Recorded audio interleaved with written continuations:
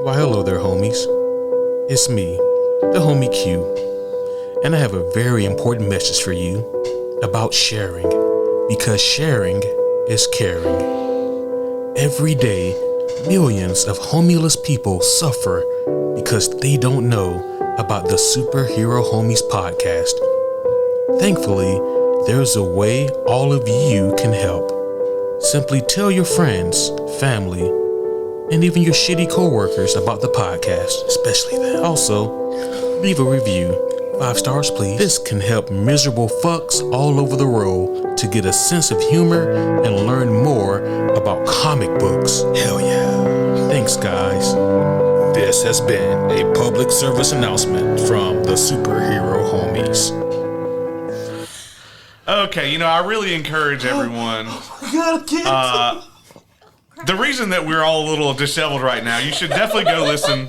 I don't care where you're listening to or watching this, but you should definitely go over to Superhero Homies and listen to the episode there. Also, the flash review that we did, because there's some very juicy material over there, and it is why we are all unnerved right now. I can't even think right now. My brain is melting. I mean, that's not that uncommon. Yeah. However, here we are. This was originally going to be Entertainment Involved. However, we have updated it. We've upgraded. And it's now Podcast Assembled. So here we are. Here we are. And, of course, right here, we are going to be covering Indiana Jones and the Dial of Destiny. But before we get there, some introductions are in order. First time on Podcast Assembled, we have the Crochet Fairy. We have Kaye. Hi.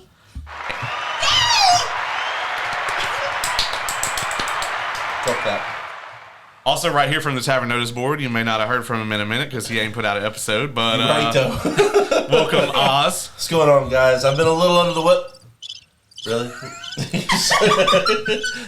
You know what? Okay. I deserve that. No, I deserve that.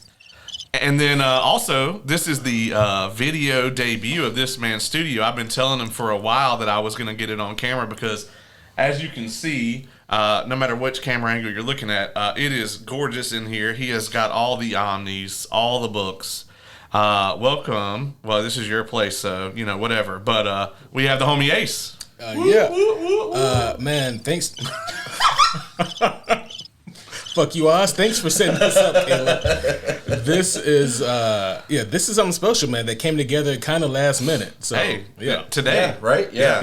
Today. And, thankfully we did the Hot Ones Challenge, and so we kind of already knew the logistics of getting the camera angles and all that. This was a lot smoother. Yeah. It was like an hour of setup that I recorded some of that we have, like, lost archive footage somewhere. I'm Caleb from Entertainment Involved, by the way. So, here I is. I'm also the reigning defending Superhero Homie Trivia Champion, but that is irrelevant. Oh, okay. He speaks fast, though. He does. That's true. Yeah. But what we're going to talk about here tonight, for the reading of the rules, I'm going to let the homie Ace take it away because he has done this about 700 times. So the reading of the rules are as follows. The first portion of this episode will be spoiler-free. So if you have seen the trailers, that's about the extent of spoilers that will be in the spoiler-free section, which is basically none. Then there will be a noticeable pause in action there where we will then mosey on over to the spoiler-filled section, and you guys will have ample opportunity to either pause the episode and then continue once you've seen the movie, or if you don't care about spoilers, just follow us on into the spoiler-filled section. Yeah, I think we can fill the gap. We can talk about what we got coming up. Oh, yeah. So that'll be good to go. So let's right off the rip here. I'll start with you. What's your just overall brief thoughts on the movie? I thought that it was fine. It was a movie. This was definitely one of the movies of the year for me. It was a movie. Did you say it was one of the movies of the year? It was one of the movies of the year. Is that are you hating on 2023's movie slate when you say that? I'm just pointing out that this was a movie that came out this year. Yeah. Okay. Oz, what about you? I'm kind of in the same boat there. It was okay. I mean, it wasn't bad. Just, I felt like the soul of Indiana Jones was not in this movie. You kind of took my thoughts with that. Yeah, like it wasn't bad. It was definitely way better than Crystal Skull. Oh, for sure. But it didn't live up to the originals. So Okay. Yep. Okay, what about you? I liked it. I'm not going to have to resort to their costumes are nice. The costumes were really nice. As a matter of fact, they I think they did a good job. Not like they just had Indy in like his old stuff. Yeah. You know, they didn't try to do I something. do have something to say about that, but that'll be in the spoiler part. Section. Yeah. I got to agree there. I'm much more along the lines of what you were thinking about this. I liked it. I thought it was better than Crystal Skull. Mm-hmm. And as soon as the credits rolled, the homie Dylan was actually in the theater with us. And as soon as the credits rolled, I leaned over to him and I said, "That was better than Temple of Doom." And he paused for a minute and he was like, "I think you're right." And I'm sticking with that. I think it's better than Temple of Doom. I think it is the third best indie movie.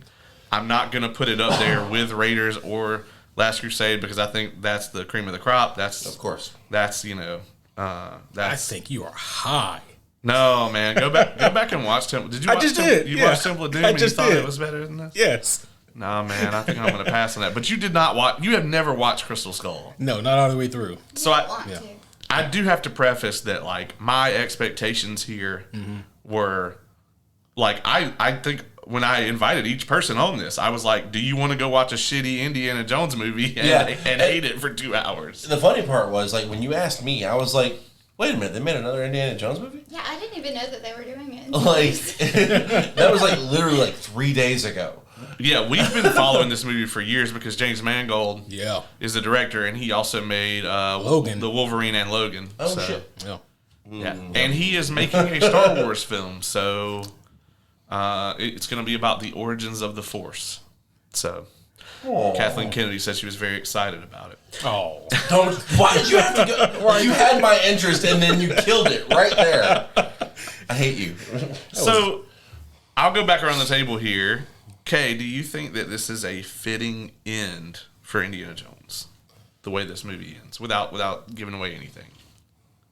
Yeah. I think that it's so much better than the ending that we had. In Crystal Skull? Yeah. Well, Crystal Skull, you could tell they were trying to make Shia LaBeouf Indiana Jones rather than trying to wrap up Indy's story. Well, I think that was the intention, though. It was. Yeah, so, like... But it failed. It failed really bad. Yeah. It failed really bad. Yeah. What about you, Oz? Same question. I thought this ending was meh. Like, it wasn't even... I don't know. Like, I didn't get the...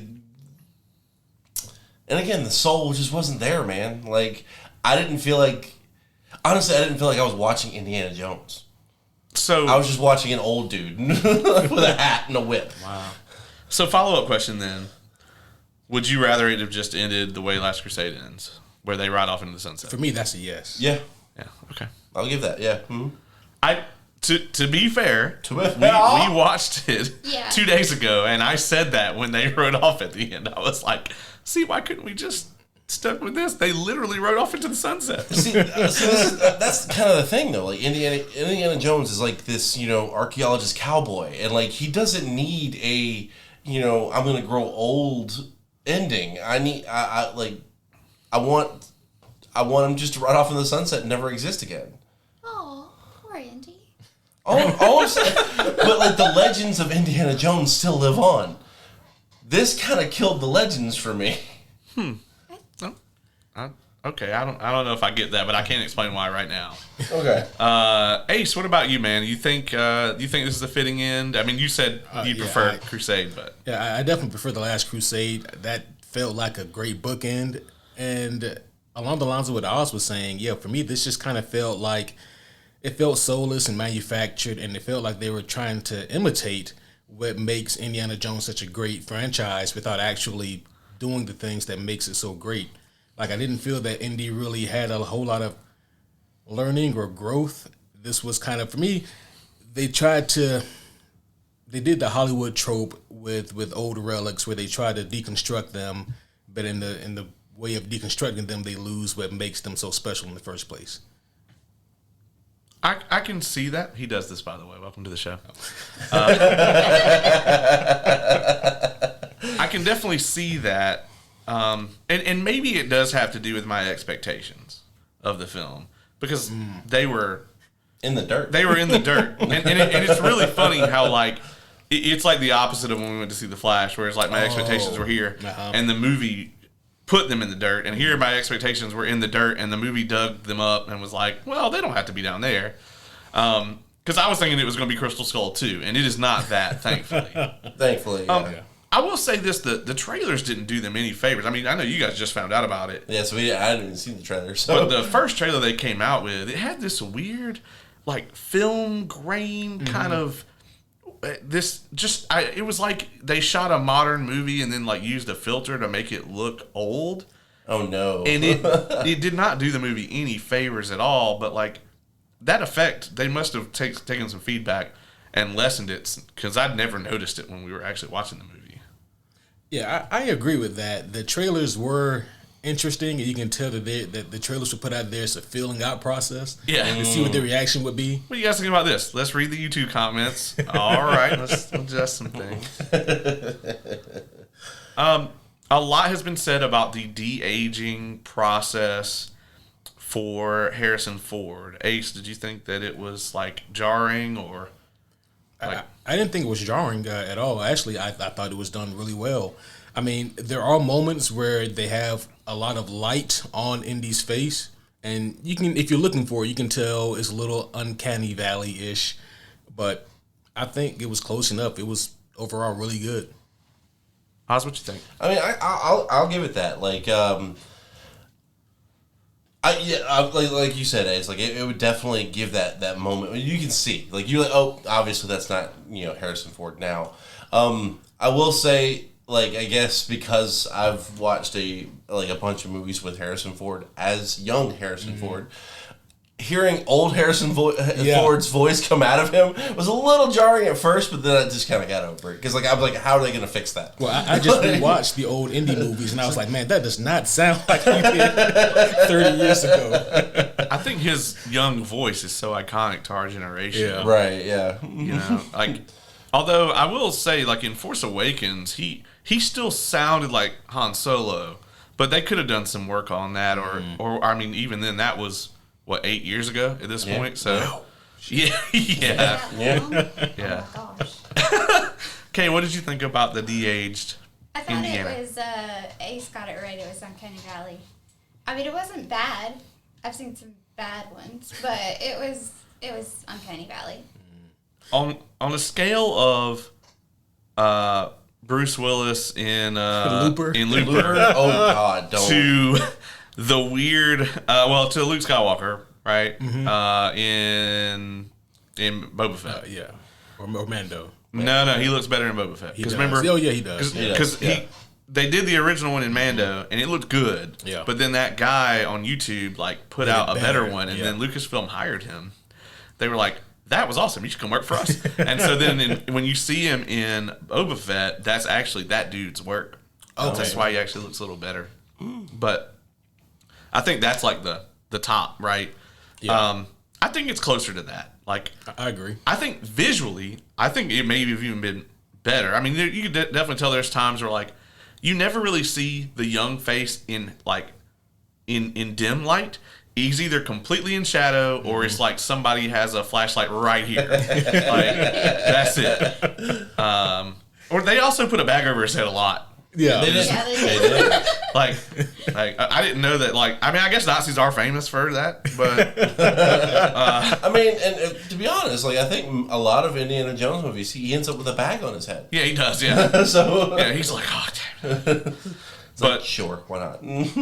Yeah, I mean, I thought visually, like, it was really good. You could definitely, if you're looking for it, which we're critics and we are, but I definitely wasn't, like, bothered by it. It's like you guys said. The most jarring thing about it was what Indiana Jones, we all know exactly what he sounded like at that age, and he doesn't hear.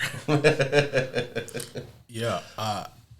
I think that, and maybe this is a smaller thing. Speaking of like critiquing shit, but the physical stand-in for him, I thought did okay. But then this again, also, I just recently rewatched the first three, and I'm like, man, he doesn't move like Indiana Jones. And it's interesting because like the old, like Harrison Ford does. Yeah, He moves like an 80-year-old Indiana Right. Jones because he is. But yeah, he moved just like Indy in this. And I think that's actually one of the major things with Crystal Skull for me, is in Crystal Skull, there's never a single moment where he feels like Indiana Jones to me. And in this movie, at least all the times that he's old Indy, it at least feels like that's who he is to me. yeah, So yeah. In terms of just like the de-aged Indy, I think it was bold, and regardless, I think if you like it or not, you kind of have to at least applaud the boldness of trying something like this. And I mean, and honestly, I was actually very surprised at how long that scene was. oh yeah, I was like, that was a good, 15 to 20 minutes of the opening of that movie.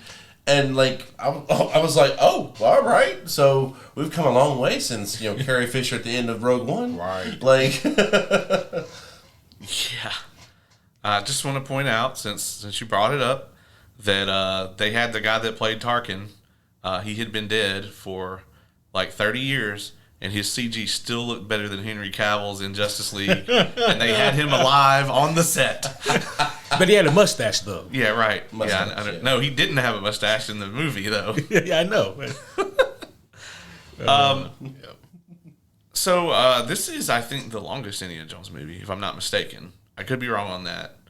I think you're right. If it is, it's close. Crystal Skull seemed like it was longer. Yeah, Crystal Skull. Yeah, it did.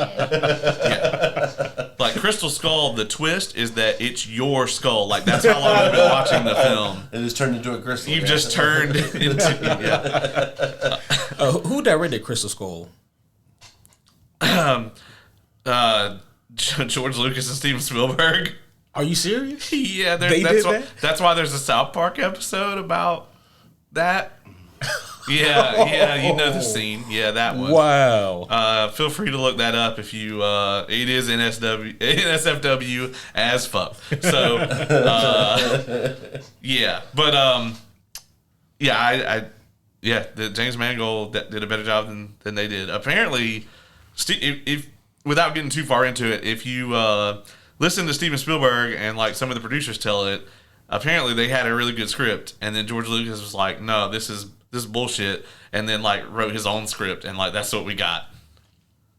Wow. Yeah. Don't tell me that.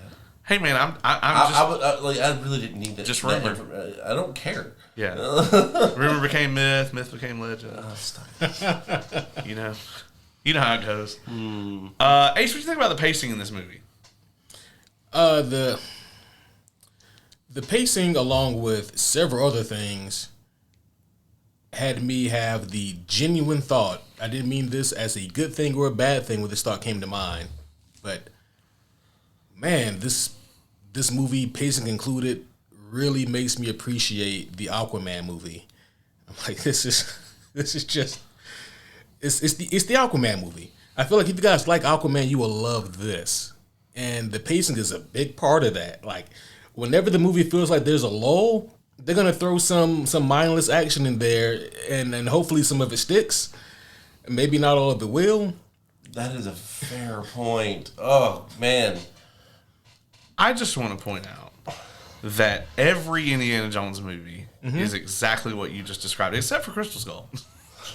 Maybe that's what was wrong with it. Yeah. The difference though is that, you go back to 1981 or 1984, that shit worked really well back then.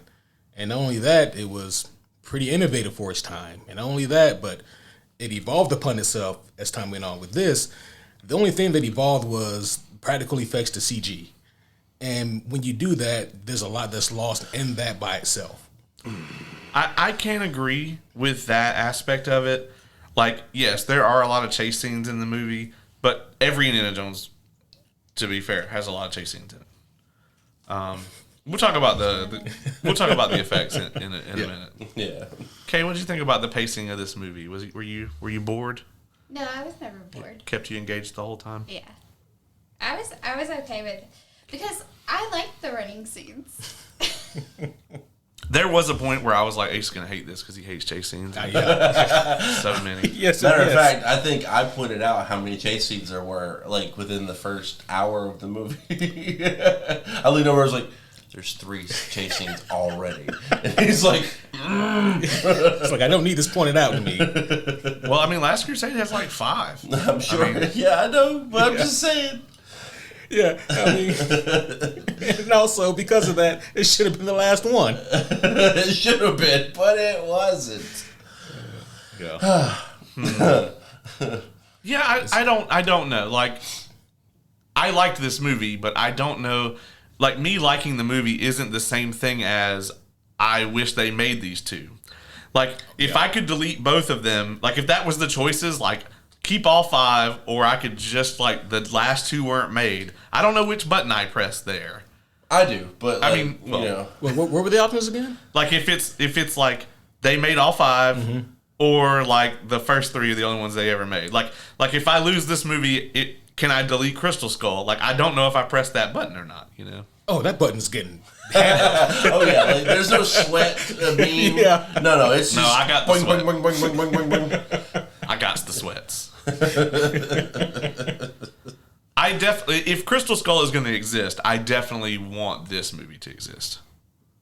I mean, because this is a much better ending. I mean, I mean, I haven't seen Crystal Skull, but I can see where you're coming from that angle.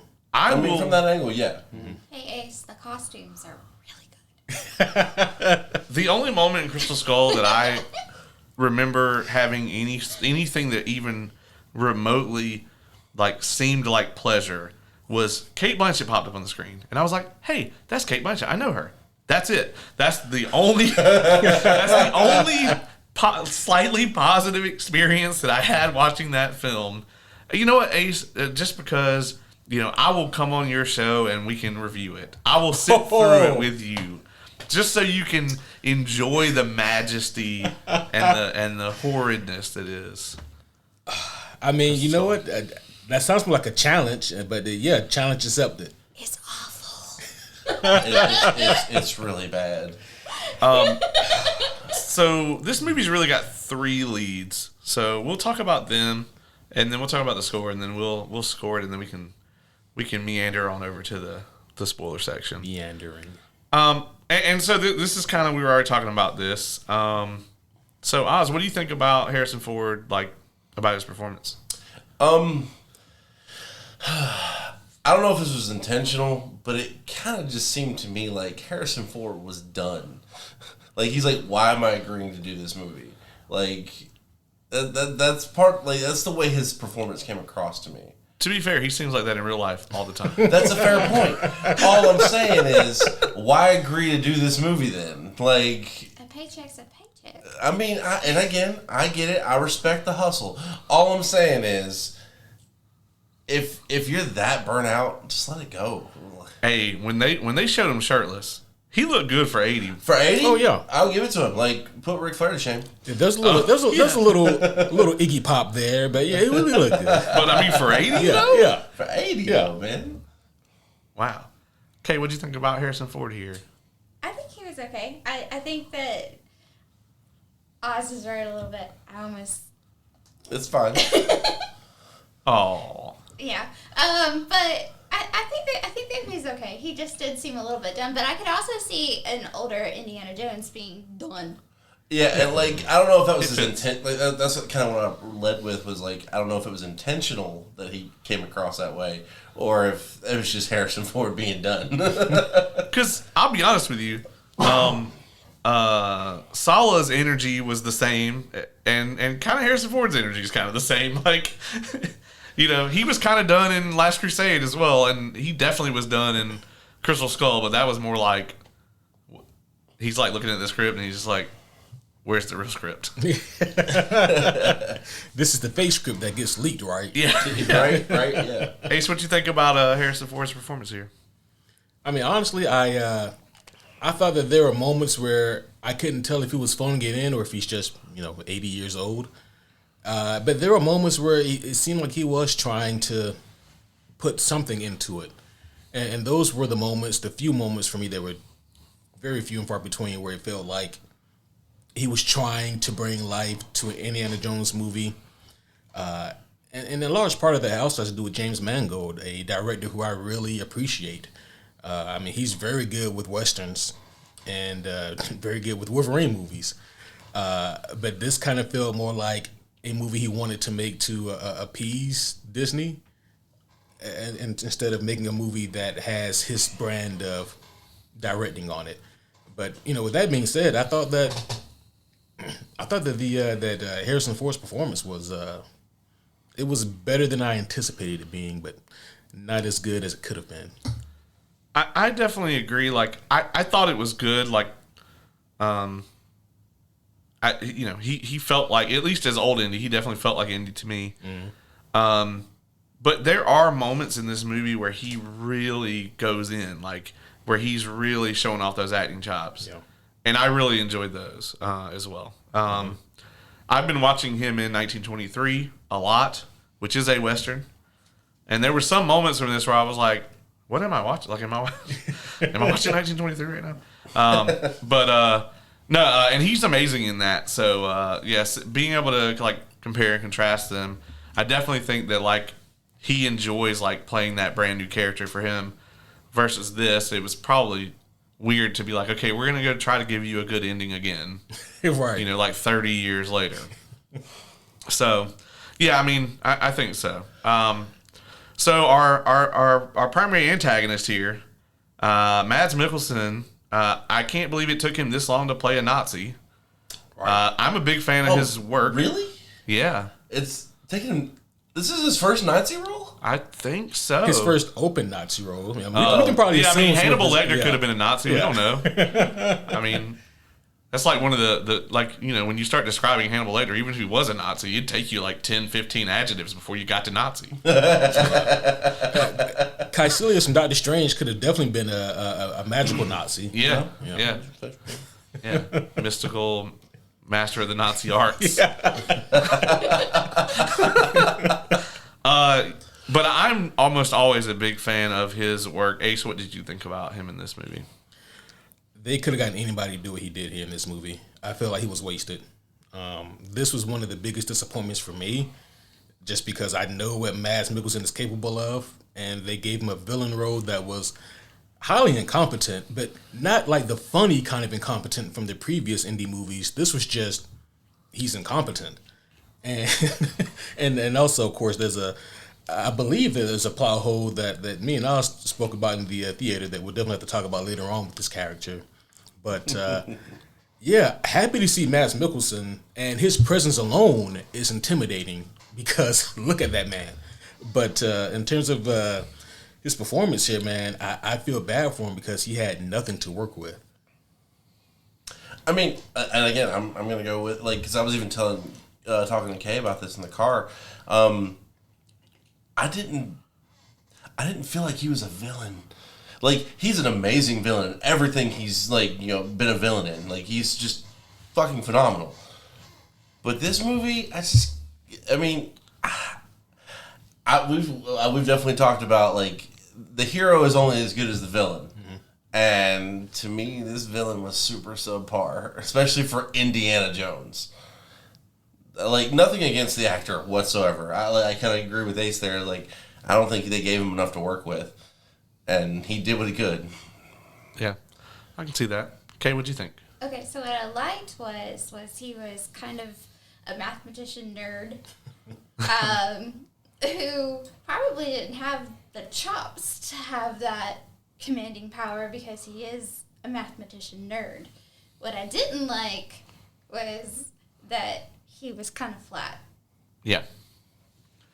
I gotta agree with really what all of you said, honestly. Mads Mikkelsen is capable of way more than that. I don't know if anybody could have done, like, if anybody could have done it, I don't know if I'd go that far, but I definitely would say that, the range that Mads Mikkelsen is capable of, like, I would have wanted to see maybe, if he plays, like, this, like, reserved guy, and then we see this part where he's like, when his plan starts going south, if he gets like maniacal or something, But that never really happened. He's really, or maybe his face gets smashed in. yeah. I mean, he's just flat, or maybe like the Ark of the Covenant melts his face off. That happens in these movies. Yeah, I was really hoping when I saw that Mads Mikkelsen was cast in this movie, I was really hoping that this would be the villain to really like push Indy on like a mental and emotional level, like really take him there, and he just didn't do that for me. Yeah, I don't know that they even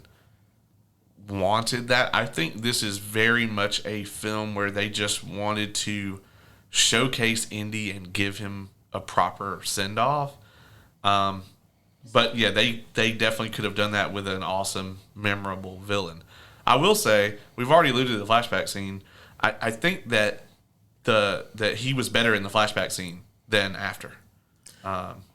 Like he just had more, like, I guess, life to him, than more gusto. Well, see, I think Indy's villain is Nazi. Well, yeah. In all the good ones. It's not that he has a particular one. He is against. He has Nazi. Yeah, that's true. And yeah, I mean, I'd say that in the best Indy movies, he's fighting Nazis. That's an easy way you could tell. And not aliens.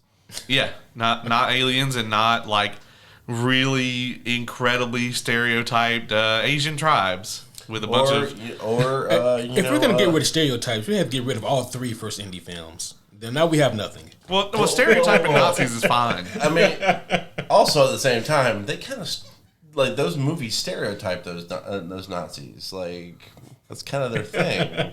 That's true. Yeah, I mean. But I mean, they are Nazis. So they are Nazis, so you know. So, I mean, they really only have one play. They're not really dynamic. So his goddaughter. Do you know the actress? Is she in your database? Yeah, Phoebe. Phoebe Waller-Bridges. Yeah, thank you. Yeah. I knew he would know. He didn't look it up. His phone's been sitting there the whole time. I just want to point that out. Yeah, I thought that that she was actually quite good. I don't know that I thought that she was amazing, but I thought that she avoided they avoided the modern day like Mary Sue tropes with her, and I like that. Like, she is not what I expected her to be without spoiling anything. Like when you first see her in the movie, and then. Well, like kind of how she turns out to actually like her true motivations and stuff. I thought that was a nice surprise for me. So, Kaye, what did you think about her? She was sassy, so I liked her. That's fair. That's fair. She was very sassy. Sassy female characters are all typically lovable. I will say for me, I actually really enjoyed her. Like, way better than Shia LaBeouf. Oh God. Yeah. What's his name? Butch? You didn't like Butch? No, screw Butch. No, but like, I mean, she was a bit tropey. I felt, but at the same time, not in like the over trope. Like it wasn't overly done, in my opinion. Yeah, I feel like she just showed up to set, and they didn't have anything written for her, and so she just did whatever. And you know what? Probably what made the best parts of the movie, I guess. Like, I preferred Willie over this character here, over Helena. Oh wow. Yeah, and I did not like Willie. I didn't like Willie at all. I don't know if people are supposed to like Willie. No, I don't think so. She's horrible. Willie's the worst.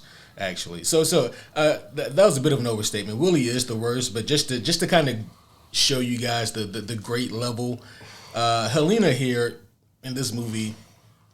I mean, yeah, she's here and she's very knowledgeable, and it's weird, right? Because her character, and I think this is maybe done on purpose, mirrors Indy in a lot of ways, but she does not have the charm or the charisma or even the energy of Harrison Ford. And so it's like, if you're gonna try to do like the mirror thing, then you gotta get somebody who can really fucking bring it, especially when the characters aren't particularly written deep in these movies. It's Harrison Ford who really makes Indy deep.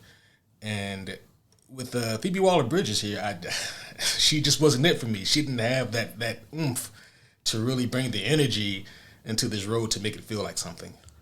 Yeah, I got to hard disagree with that. Yeah, I can't go down that road with you. Because, I mean, don't get me wrong. I definitely think there's places where she feels kind of flat. And maybe it's just that, like, all the characters, except for Indy and her, are pretty one note. So that could be it. But What like, other note does she have? No, I actually thought that she brought a lot of energy to a lot of the scenes in this. Okay. And she was witty, and I liked that. I mean, she's snarky. Yeah. That I also did appreciate about this movie that they put the kid in there. Teddy, is that his name? Yeah, Teddy. And he wasn't. They didn't Black Adam him. Like the kid was not horrible. I actually really didn't mind the kid. He was okay. And I was okay with the kid until one scene. We'll get there. got it. Yeah, unless you're really good, I hate children in movies. I didn't like him either. But he was nowhere near as bad as the Black Adam kid. I was thinking about Black Adam kid while I was watching Oh him. my God! You gotta go back and watch Black Adam again. 'Cause that kid ruins that movie. You take that kid out of Black Adam, that movie goes up like two whole points. It's almost like they're almost the same level of annoyance. It's just the kid in Black Adam is in that movie much more than Teddy. That's true. I mean, that's fair. Yeah. I thought that he was kind of like they wanted to have that dynamic that they had With Shorty. Shorty, and they didn't get that. Yeah, Shorty was great. I just watched Shorty the other day, and I'm like, damn. See, you gotta get some damn better casting. Whoever casted this movie, I mean, they could have actually put Short Round in the movie. that would have. Honestly, great. I was expecting it, especially with like, the resurgence of him recently. I figured they would have thrown him in there. I would have really loved that. I think. Yeah. I mean, honestly, it probably would have made the movie better for me. Yeah, I think so. I mean, Yeah. So Yeah. we got Teddy with his creeper mustache. That mustache. that's true. It's the coming of age stash, you know. I didn't have that. No. I just had like a patchy beard, but I didn't have no. Okay, I feel bad because I had that when I was. You did. Oh yeah, that's true. Yeah, you did. It was super creepy. I'm so sorry, buddy. Like, It's okay, Ace. I never thought you were a creeper. Thank you, Kaye. no, I didn't think you were a appreciate creeper. It just looked creepy. Yeah, I didn't think you were a creeper. I think this kid might be a creeper. And he has the stash. He got the profession and the accessories. Oz, what you think about the musical score here? I mean, part of me kind of felt it was just the same shit, but not in the like good way. It was more of like we've always done it like this, so we're gonna do it this way, like kind of feel, and it was like someone trying to imitate what they used to do, and it just fell flat. Like I didn't like it. Follow-up question. Have you seen Jurassic World 3? No. Okay. Don't. No. Honestly, after the first Jurassic World, I stopped watching. The only movies that exist to me are Jurassic Park 1, 2, and 3. And 3 is barely in there. The thing is, Lost World. It's not Jurassic Park 2. Okay. That's true. And the book is excellent. But just to let you know, you hated and stopped on the best one. Jurassic World movie. Yes. By a mile. I'm very much aware, especially as much as I've heard you two bitch about it. So Except for that scene where Bryce Dallas Howard runs from a T-Rex in heels. That's unforgivable. Okay, anytime Yeah. that a girl is running around in the middle of like chaos. chaos A dinosaur with park? high heels, Dinosaur Park or sliding down the side of a building in Transformers. Transformers. Oh, Yeah. that was the thing. pisses me off. I'm like, I heard her rant about what this she for would hours. do is either she would kick off her shoes and go barefoot, or she would break off the heel. Yeah. There's no way. Yeah, no. She ran full speed from a T-Rex. She did. in I heels. mean, And lived. awesome for her. I mean, if it was a chick from the 70s, she might do the platforms. But Platforms have more stability. exactly, than stilettos. exactly. Stilettos don't do that. Yeah. Yeah, that was an odd choice for that movie. Nothing, and just for the record, nothing against Bryce Dallas Howard. Oh no, she's Oh, incredible. no. She's amazing. She's amazing. Love her. Yeah. Kay, what do you think about the music here? Okay, so what I liked about the music was that the music to voice ratio was appreciated. Oh, yeah. That's true. That's true. Because that is one of the things that I hate about movies is when I cannot hear what is being said because the music is so loud. And they kind of got that right.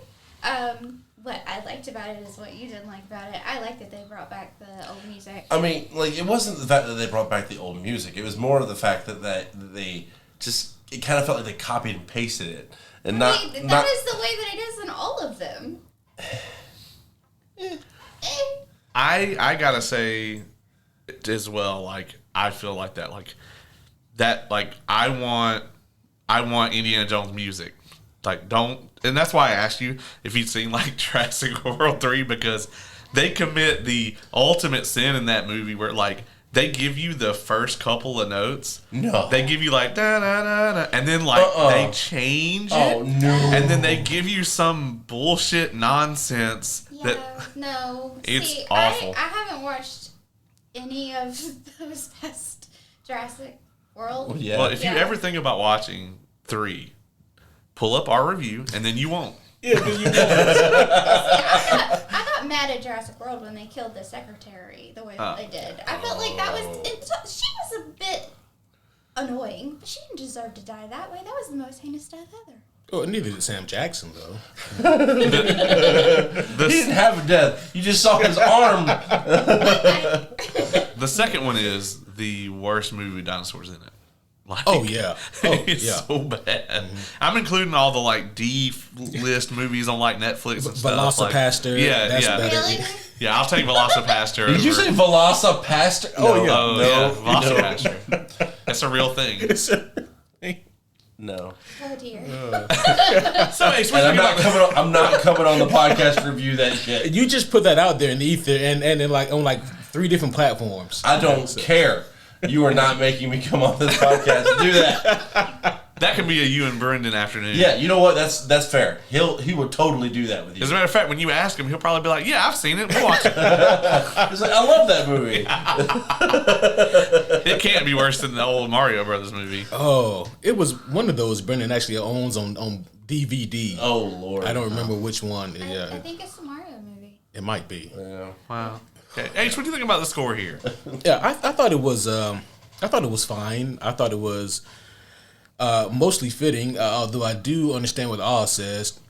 I think for me, the difference is that when the music plays in the original trilogy, it feels like it's happening when it's not used to bolster up the excitement or the soul of that movie. It's used to just kind of accentuate it.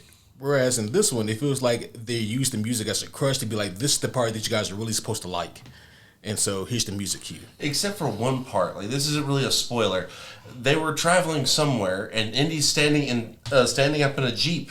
And then the classic Indy music plays, and I'm like, what sense does that make? Like, he's just, like, it's a montage moment. Like, not even a full-on, like, moment. And the Indy music is playing. I'm like, no! I did notice that scene as well. But I gotta say, like, I feel like in all of the movies that they do that. I mean, like, if you go watch Raiders of the Lost Ark, there's a lot of scenes where it's just a bunch of people digging in the desert, and they just hone that music in hard in the background. You're like, man, something cool and mystical is happening here. Apparently, Indy riding in the back of a Jeep is a feat for him. He is 80. Yeah, I guess, yeah. He is 80. Yeah, I think the music was more like his entrance music. It's like Indiana Jones is here, motherfucker. You know what? I'll concede. It's his laugh track. His laugh track? Yeah. All right, let's score this thing, and then we can start doing some spoilers. Ace, you want to go first on the score? Yeah, we'll go at least the highest, I guess. Oh, shit. I'm kidding. No, this movie was not terrible. I think if you go into this having maybe seen a lot of reviews, because there's been a lot of negative stuff about this movie online, the movie is not as bad as what maybe the internet would lead you to believe.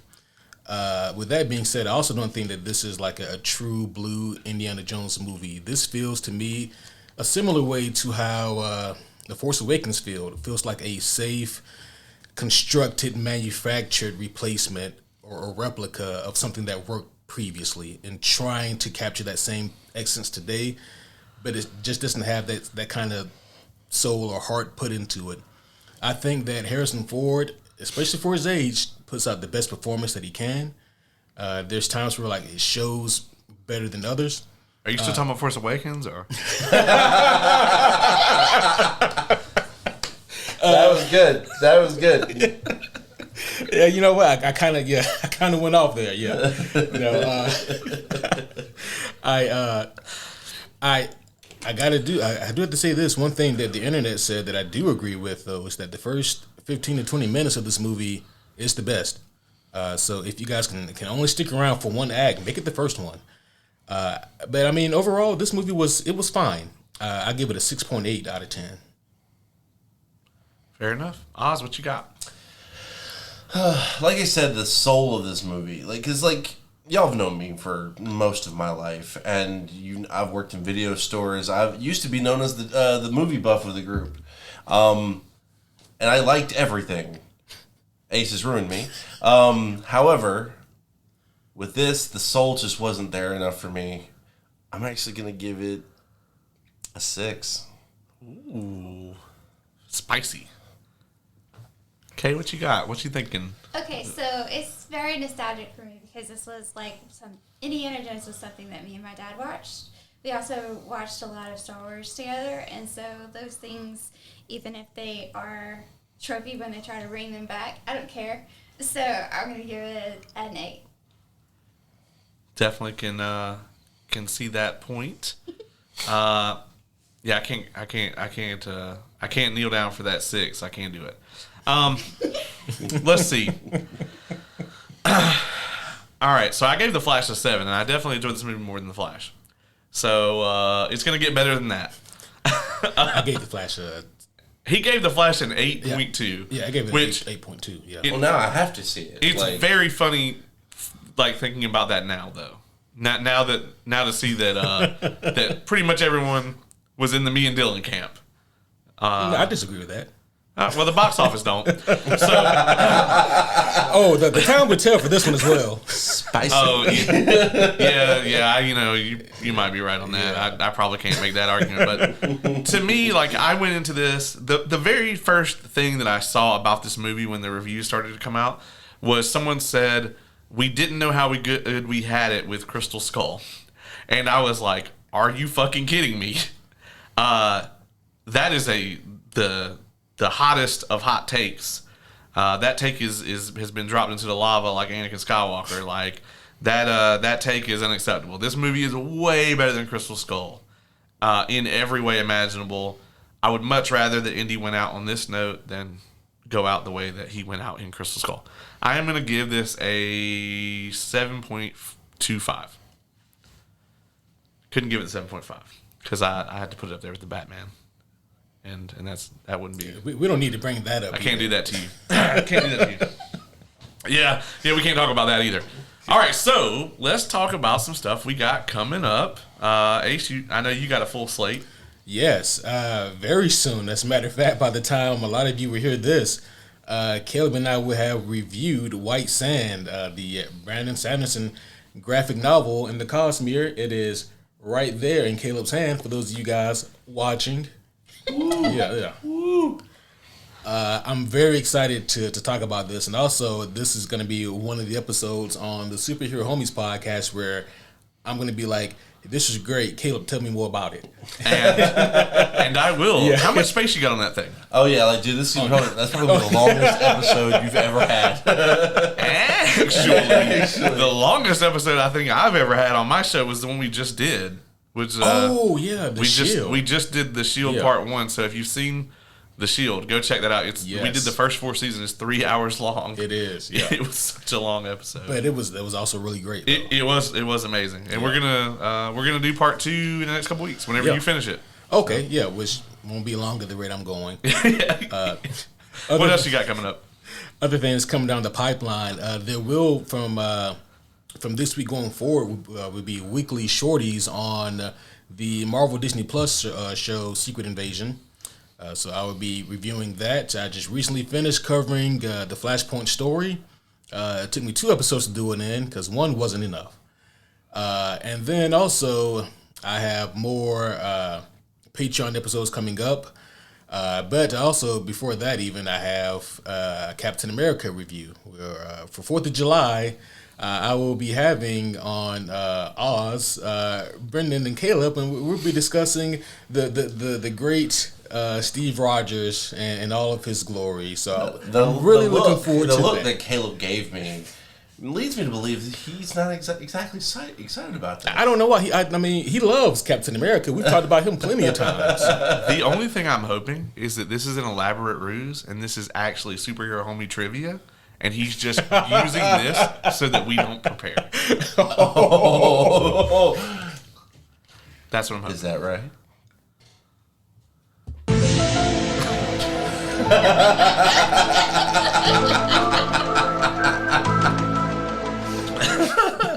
Oh, by the way, everyone at home, if you have not seen Indiana Jones and the Dial of Destiny, this little party here, this is your opportunity to fuck off before we start getting into spoiler section. So that's what this little bit is. Yeah. Kaye, what's the Crochet Fairy got coming up? So I am done until the last weekend of July, and then I will be at Savannah Comic-Con.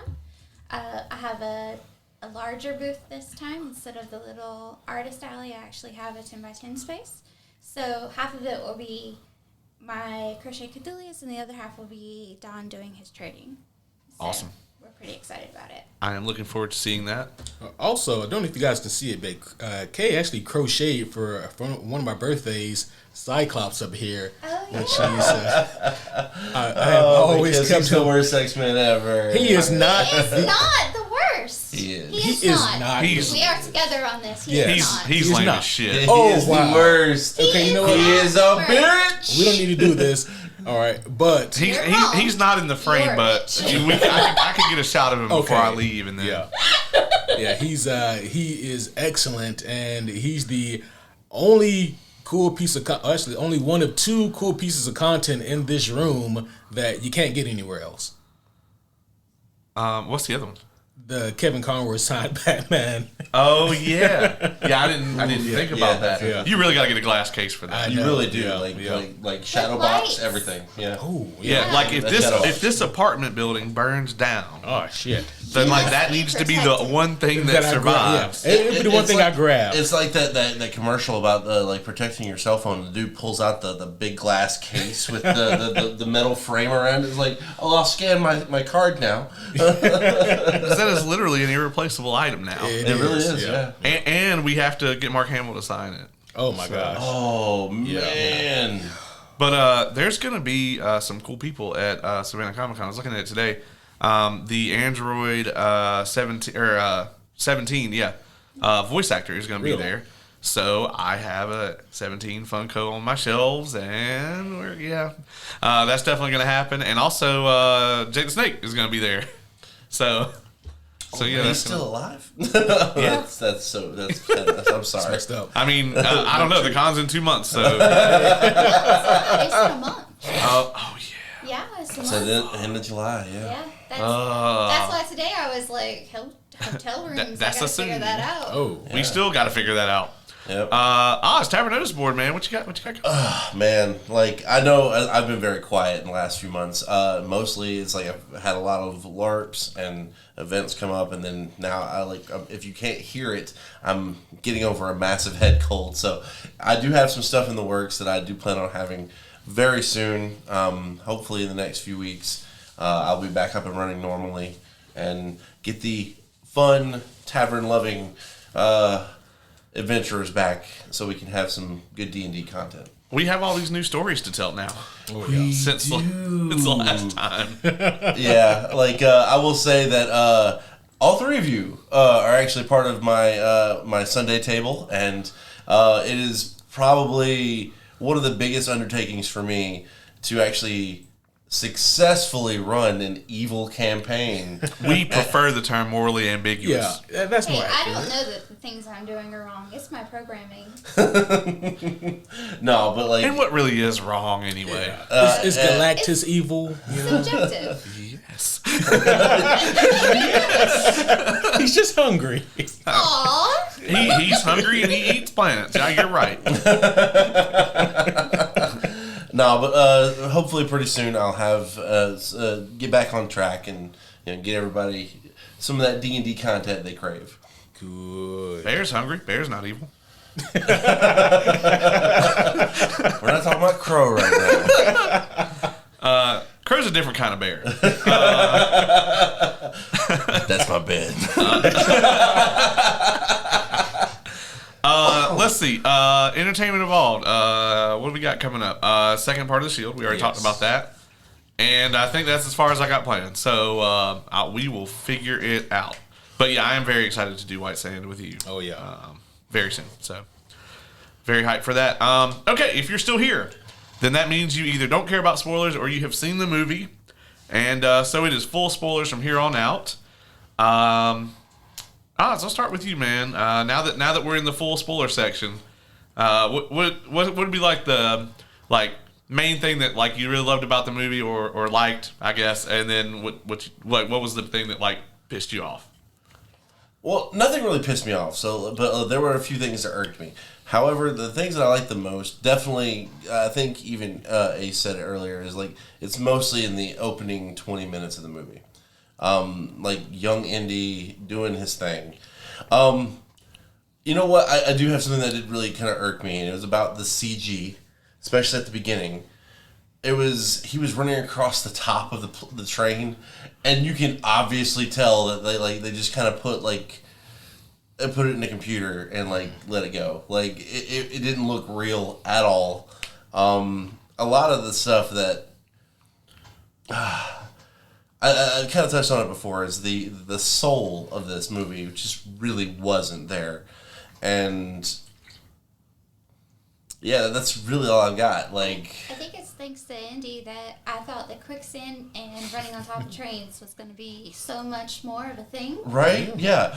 And see, here's my thing.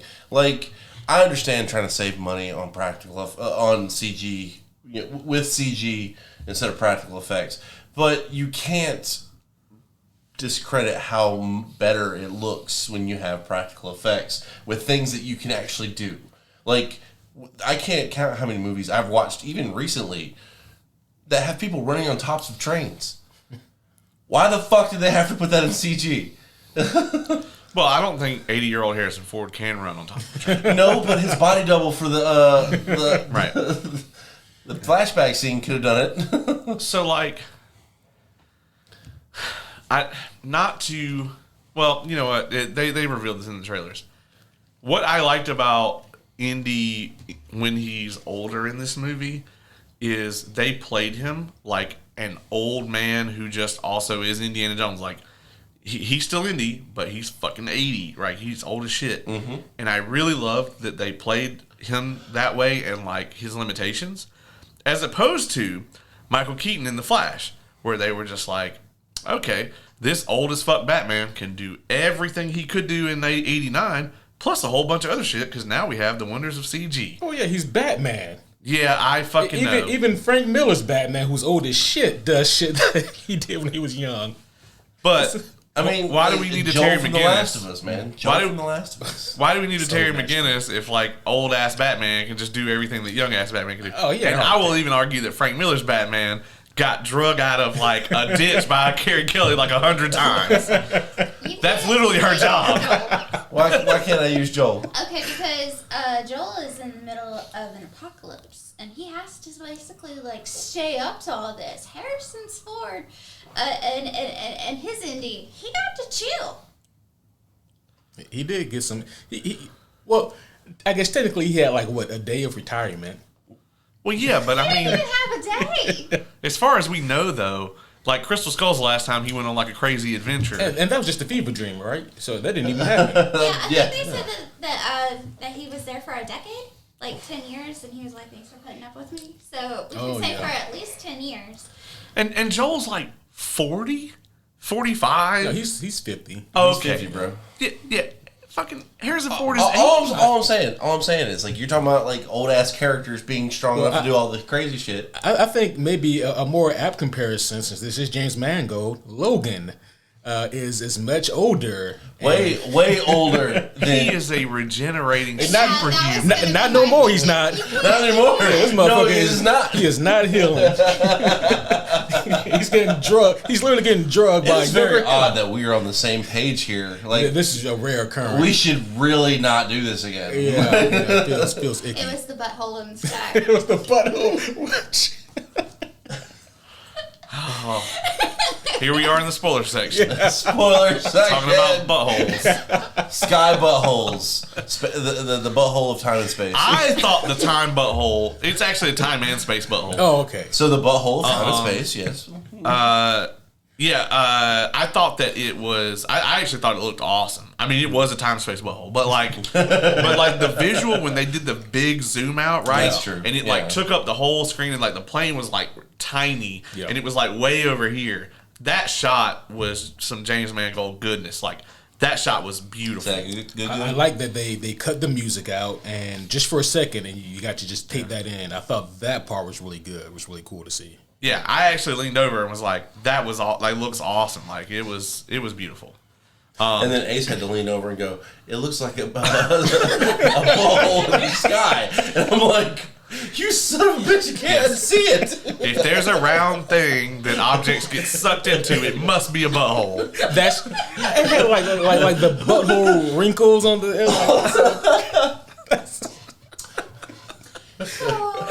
Oh my god. Okay. I think something else that we may disagree on here is like with the third act. I was actually, for the most part, I was with it until these motherfuckers actually time travel. No, I thought it was fucking awesome. I thought it was so, I was terrible. actually with you. Like, and that's like, granted, I know Indiana Jones has fucking done some crazy shit with supernatural stuff. I get it. But fucking time travel. Alright, so the last two fucking Indiana Jones movies, they have done the worst science fiction tropes for his type of movie, which are aliens and time travel. What the fuck? Like I leaned over to Oz and I said, they have really jumped the shark. Okay. You hate it whenever it's aliens. I agree. Yeah, like that's the main reason why I hated it. Crystal Skull. But at the same time, like, you can't Indiana Jones, he can fuck around with ancient artifacts. However, he doesn't fuck with time travel. Does he look like Marty McFly to you? No! He didn't want to. Yeah. First off, he didn't want to on the fucking. plane. That's actually where I leaned over and was like, why are they taking him? Yeah, why are they taking him with them? Like, this is the one dude who can fucking stop you. Just leave him here. Like, Matter of fact, he's actually alive in the time period that you're trying to go back to. So fucking stop. that's true. There's gonna be fucking two of them if you bring this one back there with you. Where you thought you were going. Part of me thought that's where they were going with it. I actually, I thought that. So and Dylan and I caught it in this. I don't know if you guys saw it, but like we caught that it was his watch. It was his watch. Yeah. The whole time. So it's like, so it's the whole linear time thing where like they always went back in time. Yeah. And that's Yeah. how he gets the watch. But like I really actually loved that aspect of it. I thought they were going to do something like that, and I actually was thinking that like the older Indy would get killed or something in the past, but I'm glad they didn't go that route. I actually was very happy when he was like, those are triremes or whatever. Well, actually, it was before he says that. I saw the flags and recognized them. Oh yeah, Because I've played a shit ton of Rome Total War. I'm over here like they're in fucking Rome. Yeah, like this is the no. I loved that shit. I mean, don't get me wrong. Like, I do appreciate the fact that they did that instead of taking them back to Germany when he wanted the direction he wanted to go in. How often do you have it where there's a villain in a movie and like they want to kill Hitler and you're like, no, let's stop. Dang it, I didn't even think about that. Oh my god, That's that's great. you know. And maybe that's the reason why I didn't look at this guy as a villain. Yeah, like, if you'd have just told everyone like that was your plan, We might. they would have helped you. Yeah, You don't have to tell him why he's going to do it because he wants the Nazis to win. But like, if you just tell him, "Hey, I'm going to use this to go back in time and kill Hitler," Indy might have been like, "Well, sure. I know where the other piece is. Let's go get it." Let's go get it. But I will say one of the things that did kind of bug me is like how often Indy would get just enough ahead of them, just for them to catch up to him and steal the shit. That's how they all work. Yeah, I know. That's I'm literally just how stating. Raiders of the Lost Ark. And I'm that's true to just say. stating. Yeah, but it's crazy, right? What works in the 80s and what fucking Doesn't. doesn't work 40 years later. Like, yeah, no. Like, to me, like, sure, Raiders of the Lost Ark, by all means, that worked back then. It does not work now. Like, first off, So Indy hasn't changed. We've changed. Well, the times have changed. times have changed. Yes. So the half of the half of a chase scene that me and Ace were kind of debating on whether making a full chase scene or not is like right after they kidnapped Teddy. Teddy. And immediately they jump in a bug. It wasn't a bug. It was close to damn enough. It's a beetle. The car was built by Nazis. Anyway. It's a Volkswagen of some sort. Volkswagen of some sort. Either way. And they just miraculously know where to go so they should get there just like maybe 20 minutes before the bad guys. I was more impressed by Mads Mikkelsen's ability to like nautical follow a boat via binoculars. Oh, God, right? Well, that boat they were on was super advanced. It had enough fuel to go all the way across the fucking Indian Ocean. That's fair. So the little maps that they kept doing, I know they did the maps before, but this time specifically, it very much reminded me of the Chipmunks, Alvin and the Chipmunks. You're right, though. It very much reminded me of that one. You know what? I'm not arguing with that at all. That's perfect. Like, I think it was the little CG boat and plane that looked like Monopoly pieces. yeah, maybe that's what it was. Yeah. But I got those vibes so much whenever they did the map. I was like, are they going to do the thimble? I love the thimble. Speaking of the time travel, though, I just want to point out that this man likes Heroes and this man liked The Flash. Mm-hmm. And both of those are far worse abuses of time travel than in this movie. Disagree, but we can. So, time travel has literally a time and a place. Mm-hmm. In an Indiana Jones movie, is not the time and place. But we're in the middle of a writer's strike. It's the same thing. This movie was you know done. What? I'm getting the fuck up and I'm walking out. That was a low blow, sir. It was. That was so low. I'm so sorry.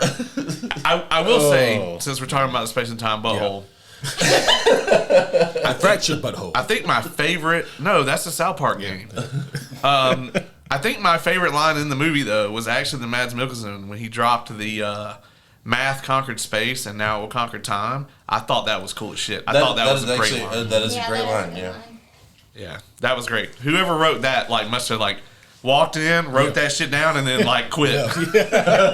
Deuces. Because there wasn't really another part of the script where I was just like, "Oh, this is amazing." Until the end, you could have predicted they were going to do a reunion scene with him and Miriam. But when they did their thing, mm-hmm. I felt it then. I was like, "Oh, they did the thing." Oh, okay. So see, it's okay for you to feel it there, but when I see Keaton show up and he does the thing, it's a problem. Okay, so I like them together. I like Miriam and they're I like toxic. They're toxic, and he's also a groomer because we don't need to talk about that. It's so bad. It's so bad. When they first meet, she's 16, he's 27. They didn't have to. Her character in the movie? Yeah. No. Her character in the movie is 19. Oh, well then it had been 3 years beforehand, 3 or 5 years beforehand, and they have been in a relationship. So he was 30 in the first movie. And so you're saying Harrison Ford is? No, I'm saying Indy was. So yeah, he was dating her when he's 27, 26, and she's 15. It was a weird thing to put in the movie. When I rewatched Raiders, I was like... And see, the messed up part is when that movie came out, no one batted an eye at that shit. It was is this commonplace back in 81? We don't know what the statute of limitations is in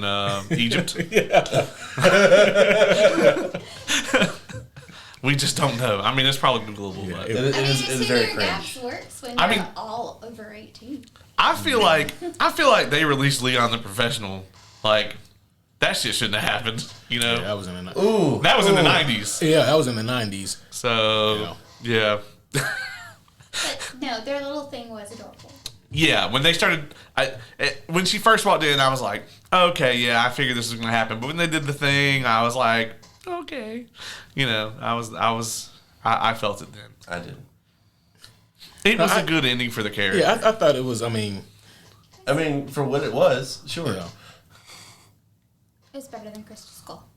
God. I mean, we can say that all night, but I'm just saying. I would like to point out if your defense of a movie is better than Crystal Skull, that is not a defense. Like, this is the Chewbacca defense. This shit does not make sense. If we had reviewed Rise of Skywalker together, that would have been my whole defense. He'd been like, this is a terrible film. I'd be like, it's better than Last Jedi. He'd be like, this is fucking terrible all the way through. Irredeemable. It's better than Last Jedi. That was the whole review. Super good. That is my defense. That is my defense. Is this it? Or like, do you think that they will? Indy said he's like Harrison Ford said he's done. Like they They can can do stop whatever. them from doing reboots. No.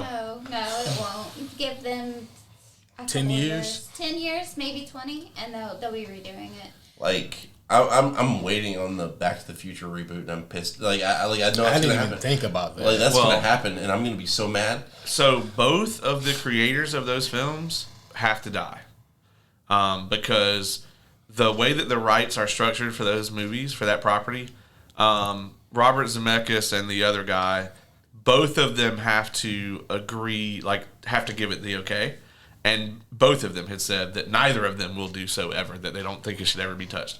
So, but once they're both gone, like the next day. Oh yeah, I know. Yeah, they're gonna be like, we got this old John Peters script from the '90s. Let's get it out of here. No, God, no, please, no. Like,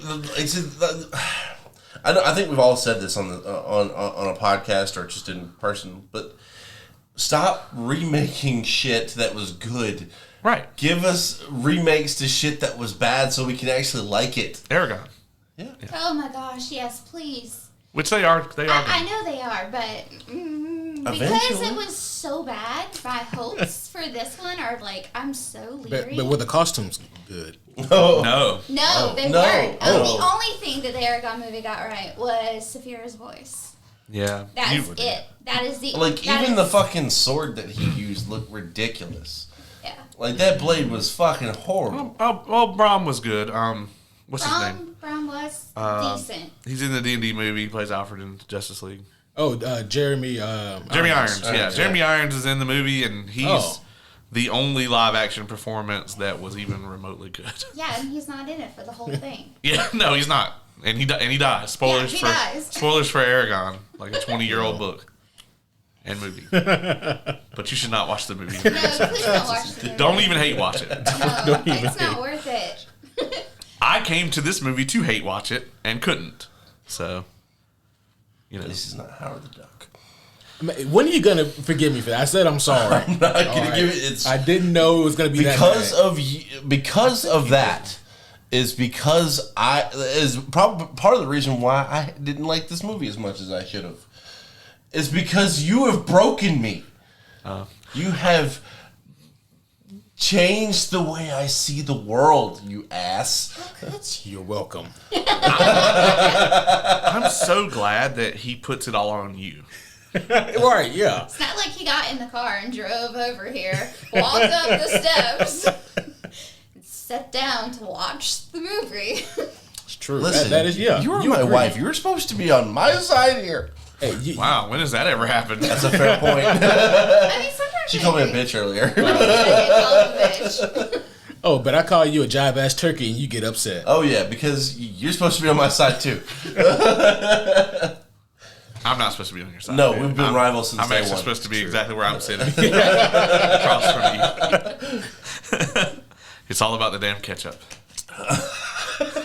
Yeah. It's an inside joke. Hey, I gotta ask you. Oh, yeah. Your ketchup, do you keep it in the fridge? I do. Okay. All right. Well, anyway, I think we've Never. done. See? I think Ever we've. use your I think ketchup. we've. I think this has gone. I think this has gone on long enough. What was this? You were wrong, Caleb. Oh, this is a thing, huh? Caleb only likes his ketchup. Room temperature? Yes. Yes, because cold ketchup is fucking disgusting, All ketchup is gross. and I will die on this hill. And see, I can respect that, I but mean, yeah, cold ketchup is fucking gross. Anyway, You're wrong. is it just ketchup? Is it also mustard or? no, you're supposed to refrigerate mustard. Okay, silly me. Like it says on the mustard. No, on the mustard it says refrigerate after opening. Okay. But it doesn't say that on the fucking ketchup though. Gotcha. Yeah. Jeez, Ace. Yeah, I know. I'm just. Yeah. Learning new things over here. I mean, how to read? Is that a new thing? It can't be. Look at all these books.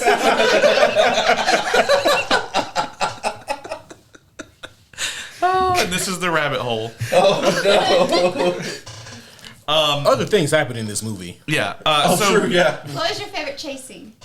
You mean the 3.5 that we got? Sure, yeah. I actually really loved the chase, and I'm with you. I typically hate a chase scene, but the one where they were in the little like shitty car or whatever. Oh yeah. Yeah, that was awesome. Like, especially when the guy is like driving and the buildings are getting narrower, and he screams, and just like movie trope, you expect the car to explode because why wouldn't it explode? And it just like stops, and it's like doink. Like I loved that shit. It was so funny. It reminded me of the boats coming together. Yeah, go between them. Are you crazy? Like this is exactly what came to my mind, and like someone should have yelled it, or Michael Keaton in the Flash, they could have been like, "Go between them." Are you crazy? But he delivers all the lines terribly. He's like, "Do you want to get nuts?" But actually, that was more Batman-y than he says. See, in the I movie. disagree. I think that Keaton puts forth a way better performance than Phoebe Waller-Bridges. No, Yeah. no, nope. But I have to watch this movie now just so I can be the tiebreaker. that was the best chase scene. Yeah, I think that was my favorite. The one with the horse made me anxious. Because the subway train almost killed the horse twice. Yeah, I was worried for the horse. That's fair. That may have been my favorite, just because like they did something Different. somewhat different. Yeah. But completely unnecessary, and why would you? He's Indiana Jones, man. Yeah. Like that part. He has to be on He's a Indiana horse Jones. at some point. No, he doesn't. Yes, he does. No, he doesn't. You've now given me my arguments for the rest of the night. That's Ace. Thank you. Well, he's Indiana Jones. He's Indiana Jones. It's better than the Crystal Skull. Yeah, it's better than Crystal Skull. Can we talk about how the kid Teddy straight up brutally murdered that one henchman? Oh my Oh god! my god! I was like, no, he didn't. I totally thought that like they were gonna do some shit where like that henchman was gonna wrench the gate free and like he was gonna come up out the water. Oh no! Like honestly, what I thought was gonna happen was like after it happened, of course he's gonna scream, do his thing. Later, right before, like maybe Teddy's about to dive on, I can't remember the bad guy's name. Like the main. I didn't. Oh, the main bad guy. Yeah, Mads Mikkelsen. yeah, Mads, Mads Mikkelsen. Yeah, like, that's Holy crap, what was his character's He has some name? Schmidt. German ass. Schmidt. But that wasn't But his that's not actual the name. actual name. Yeah. But And she was like, "Why would he move to Alabama?" I was like, "He fit right in. The Nazis had the same." That's oh, true. It's in the 60s. Yeah, I was like, but it's also like the American government knew about him.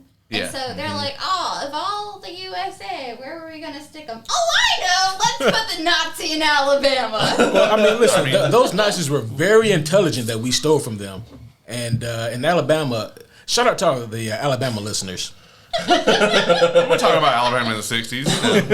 Yeah. But I mean, that is a very real thing that happened where Yeah. they took a bunch of Nazi scientists and Who does NASA? like they were just like, well, we know you're Nazis, but you're very smart. So, and that they kind of under the radar pulled so them over.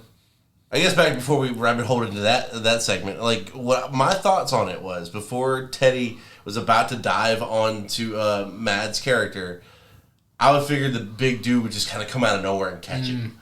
Like one of those moments where like we don't see him actually escape on the underwater death that he was supposed to have. Yeah, we didn't see him die, so that's why I was like, well, he's gonna come back. That's just how cinema works. Right? Yeah, exactly. Well, but no. But no, he That straight motherfucker up. did. Yeah. Yeah, That's cold as ice. Yeah, that was. I mean, I was a bit shocked when that happened. I was like, oh no, he didn't. yeah, that That kid was just a killed kid, him. like- That kid just killed Well, him. I mean, Yeah, this kid, he's clearly done some shit in his short past because he can fly planes. And like he wasn't shaken up by that shit at all. None. At all. Yeah. well, I mean, he when we meet him, he was like the fucking doorman at a fucking black market auction. So Yeah. And he And- was flying a flight. and he was learning how to fly a plane. So Yeah, I played Flight Simulator. I don't think I can fly 747. I mean, I'm gonna agree with Ace. I'm agreeing with you, Ace. I don't know if you can fly one in the new Flight Simulator on like pro mode, you probably really can fly one. I should never be allowed to fly a plane, just for the record, based on my performance in that game. I like the Top Gun jet because you can't wreck it. Like you just fly it into the ground and like it. Yeah, they put the Top Gun jet in there and you can't crash it. So That's dope as hell. yeah. Like I was completely cool with Teddy until the motherfucker hot wired an airplane. Okay, It's easy as 1, 2, 3. No. Yeah, it wasn't even like he spent some time on it. I No, was okay he just with that. he just pops the thing off and sticks 2 wires together. That is not how airplanes work. Yes, it's how cars work, maybe, but So first off, this is in what, the 60s? Yeah, an airplane at that okay. time wasn't really. Well, it would be similar, and he's hot-wired all kinds of shit. but also it's a German airplane. What does that have to do with anything? Germans, I mean, God. We owned a Volkswagen Bug. You gonna sit there and tell me that wasn't the most complicated piece of machinery we ever owned? Complicated piece of machinery, no. That was a hybrid. Oh, that's fair. We're not gonna talk about that. Actually, Uh-oh. Actually. having worked for the German car manufacturer Volkswagen and Audi, I can say that they take a lot of pride in how advanced their vehicle technology was when they first came out in comparison to the Japanese or the Americans. So Okay, still, I'm saying I can see him being able to hotwire a plane so much better than actually flying the damn thing. But he flew it pretty damn well. And he flew it through the time-space butthole and then back through the time-space butthole. no. Oh, the other guy flew it out. Yeah, like the sleep. That poor sleeping pilot. No, like the fucking apparently coma victim because the motherfucker didn't wake up until they were almost through the butthole. I'm pretty sure those planes are loud as fuck, Right? He just sleeping? He's a pilot. He hears that noise all the time. Sure, yeah, even his own. In his own, yeah, exactly. In Like- his own? Like, how drunk was he? Yeah, Like, I mean that is my only argument for that is the fact that he is German. He's probably fucked up. Okay, That's but still, what woke him up then? I agree because there wasn't a moment that was like when he wakes up. No, he just starts staring a little bit, and all of a sudden it's like. Time butthole. the plane has a specific alarm for time-space butthole. And that went off, and he was like, no, that can't be true. It's impossible.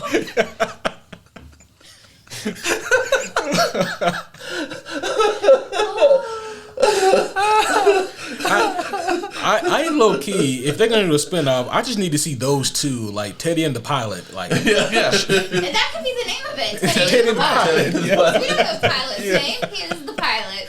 Because they had to have some very interesting conversations. Probably Ivan or some shit like that.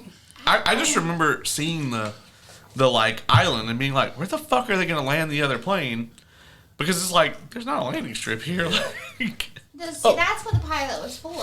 That's Yeah. why. That's the whole reason he was there, was so he could make that landing. Because there's no way, even they could foresee Teddy being able to land it. Also, this is just a minor thing and probably just an oversight, but did y'all notice that Teddy just ran up and opened that fucking hatch? Like he knew exactly how to open it. Yeah, that was okay. He didn't fumble with it at all. Just like, oh, whoop. well, I mean, to be fair, To be fair, he knew the exact model of the plane. The kid seems like he's obsessed with planes. I mean, that's fair. He did know the model. that's So fair. if he knew the model, he probably knew how. okay. I'll concede to that. Yeah. Yeah, I mean, although I will say, I'm really torn on this. Like, I'm glad they didn't do it, but I also wanted him to do it. When she asked him if he can fly the plane, I wanted him to be like, fly, yes, land, no. But he didn't say it. That would have been great because that's, no. Yeah, but I just don't know. I don't know. Like, Well, There was another issue with that same scene, though. It was like right after she asked him, and he was like, yes. And then he goes to do it, and she tries to stop him. As it was her idea. It was her idea, but the plan was not fully discussed. no. Let me tell you exactly what this was. Oh. That is what you do as a manipulation tactic. You're right, though. Yeah, that was straight up manipulation. Like, get the well, we job can do done, this. bitch. No, don't do it. It's dangerous. Oh, he's gone. Okay, well. I thought it was just because a bunch of gunfire opened up, like right at that moment. I thought it was, hey, I'm going to jump on this motorcycle. I'm going to try to get on this plane. I'll catch you in the sky. In Right. reality, this should have been like the other guys with Sam Jackson and The Rock, how they do ridiculous shit and they both end up dead. Like, I will say, I will give them the motorcycle part of this. Like, all that rain, and she actually reacted to it in an action movie. Like, if you notice, a lot of action movies, they're like driving the motorcycle in the rain. Their face doesn't get fucked up at all. Oh yeah, they're too cool for that. They're too cool And for that. because the rain's usually like put in after. Yeah, Also exactly. true, yeah. So like she was just getting pelted. And it was like, okay, this seems a little more legit. Yeah. I will say I didn't like the fact that she just had all she had to do was grab a hold of the fucking wheels and ride her ass up in there. I mean, that's tropey. I know, That it's is super happening tropey. every That is time. definitely It's movie super tropey. And dangerous as fuck, folks. You cannot do that. You can't. Not on a modern airplane, anyway. No, like And even if you did do it on a modern airplane, you would be in the cargo hold in the bottom, and you will freeze to death. Yeah. Because it is cold as fuck in there. like that's if you didn't get crushed by the landing rudders and shit. Like yeah. Yeah.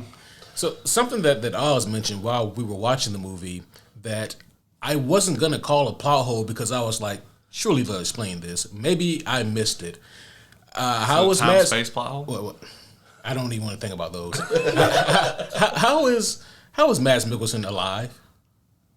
Oh, like after he got hit by that fucking... Yeah. Man, you know And these without a Nazis. goddamn mark on his face. Yeah, I was expecting some scarring or something. Like, first I level, wanted but some fucking James Bond villain shit, man. I mean, he's Mads Mikkelsen. He's already a James Bond villain. Right?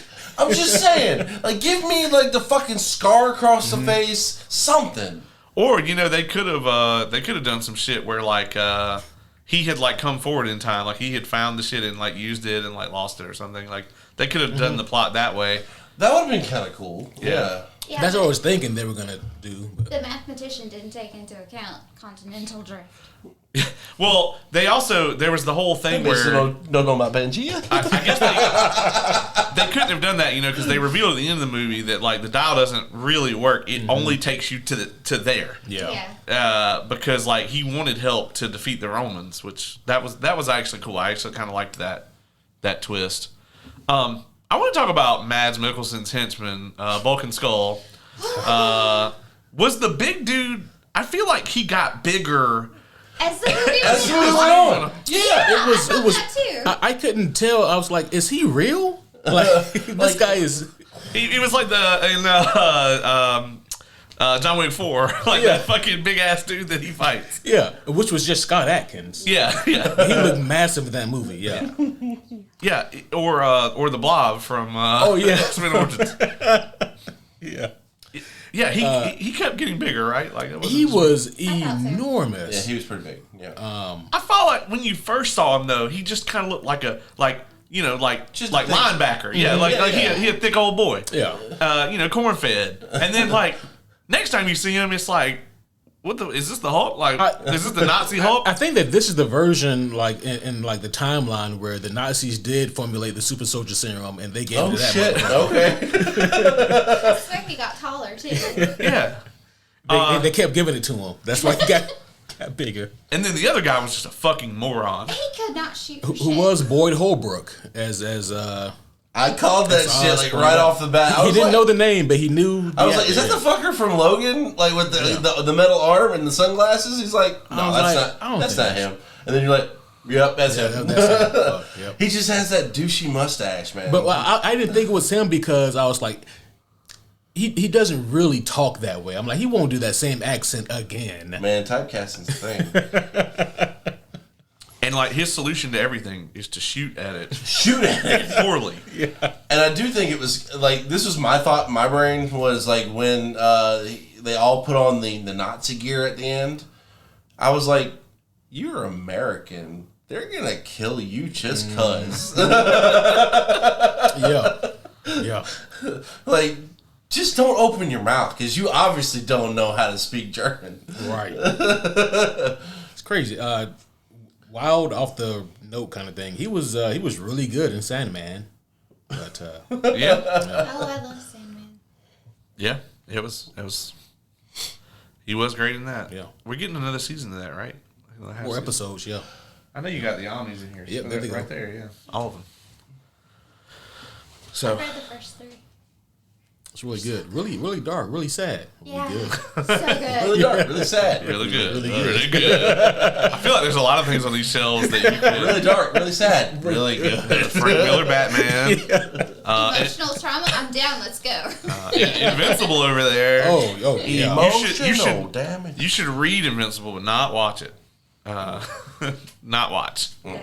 That cartoon is gory as fuck. We were going to get another season of that. Yes. So Eventually. Yeah. it's soon. Well, hopefully they're done writing it then. They had to wait on Run the Jewels to come out with some music. All right, what else do we got about Dial of Destiny that we want to talk about? I think my favorite moment with Chickadee. What was her name? Helena? Helena was when she was walking around in the ship and being sassy and kind of flirty. With the dynamite. Yeah. Yeah. That I liked that moment. That was actually an okay moment. It was, because at that point we still don't know if she was a good guy or a bad guy or just out for herself. And then, yeah. I also have another question. Did Teddy take the diamonds? Somebody took a damn diamond. She gave him the diamonds before, right after he So gave they it to still her. have the diamonds. So they said. They said. They also could have picked up literally anything when they were in the past, and it would be worth a fuck ton. Oh, yeah. Yeah. Like that one guy that got like the spear through his face, I could have just been like, all right. Oh, I got this. And- Yeah. That was actually a qualm I had with this because like that Roman general, I don't even know it was Roman. What was he? Talking about the guy that like came off the ship first, because that guy was a Roman with the big shield. Or are you talking about Archimedes? No, the dude with the head. fro? No, not the fro. I know. Like he was the one that noticed the plane and then started running towards the plane and then got shot in the back. That was a Roman. Okay, yeah. So like that was my problem with that. Like this dude obviously knows how to participate in combat and actually knows some smart tactics. Why the fuck would he just assume he is safe in the middle of a war zone to go attack some random fucks that just showed up and then get shot in the back? Well, listen, he's not planning on anyone having a gun. No, he got shot in the back with 2 arrows. It was bone that killed him. But I mean, if you saw an alien crash land, I wouldn't want to kill it. I'd be too scared. But this guy is trained for this. I'm over here like, Abin Sir. Like, Evan, sir. give me that Green Lantern ring, bitch. I was like, man, I want to get the psyche of those guys on the ground fighting the war who look up and be like, what in the goddamn fuck? We got a little bit of it. They called it dragons. Like, Yeah. oh, dragons! They got dragons! Let's shoot at it. Let's shoot at it. Well, they shot the fuck out of They it. did. Yeah. Since you mentioned Green Lantern, I thought I'd just bring up the little fact that the Flash is probably going to make less money. It's actually estimated to. Yeah. It's kind of like several movies over the past couple of years. Yeah. Everything but Morbius, pretty much. No, I mean, several movies over the past couple of years making less than Green Lantern. Oh, yeah, that's true. Yeah. Morbius, Eternals. Well, back then you could just turn out a superhero movie and be like, oh, it's a superhero. People be like, here's our money. And then like the next day they'd be like, why did we do that again? Yeah. It's crazy, though, because more people still saw Flash than who saw Miss Marvel. But, Do we know that? It's still pretty fucking sure. Huh? I don't know. I'm gonna have to do some Yeah, research. because most people know that the Flash movie exists. Man, we don't have to do this. I'm not here. You started it. Okay. I didn't. I didn't bring Kamala into it though. You did that. You just brought Green Lantern into this. Oh, okay, that's fair. That's fair. All right. That's right. I have to rein in my aggravation. With what? Green Lantern. Oh, okay. Yeah. That's. Well, not necessarily the movie. It's a whole nother rant. It's too long. That's what we do here. That's what we do here. We go down the rabbit hole, as we've been doing. Okay, so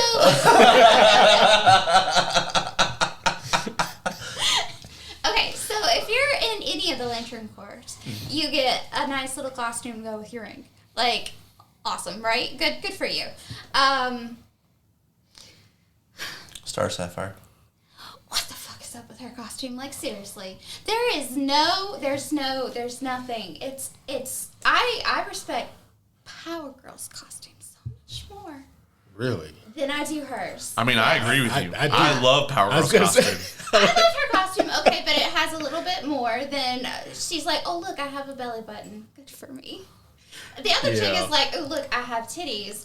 And then, like, line of sight, she can totally fuck somebody over with that. But no, Star Sapphire is like, I have a belly button. I am going to use it. And on top of that, what was the star crotch thing? Oh, yeah. Her star is, like, right over her crotch. Like, right over her vagina. It's right there. It's so bad. It's a safe place to keep it, That's where her star is. I believe I've heard her have this rant before, and I think it's great that she's having it now. But I like one of the most funny parts of this rant, however, is after the star, she was like, it's almost like they had a big neon sign that says "Dick goes here."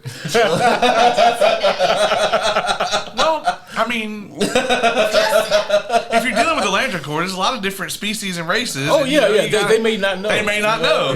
So, It goes here. yeah, it goes there. It goes there. Yeah, just follow the stars. I hate her costume. I think out of all the female superheroes or villains, I hate hers the most. I despise it. Well, I was gonna say, have you seen Titans? Cause Season 1 Titans. yeah, season 1 Titans. Thankfully, it does get... Her costume gets better. Okay, Yeah. look here. I am not watching that monstrosity. Yeah, Okay? Yeah, All it's right, a good they call. totally messed her up. yeah. She is not who she's supposed to be, and I refuse to acknowledge its existence. I mean, that's fair. I can't. Hey, Kevin and I, we reviewed the first 2 whole seasons of that. You should check it out. Then, check out the I will listen to the podcast because I support and love you. I will not watch that show. I couldn't even make it through season 2, and like, it's a Robin and Deathstroke scene. Yeah. Like that's the main plot, and just on paper, I should be like my eyes glued to the screen for that. Instead, they were glued to my pillow because I was asleep. Yeah.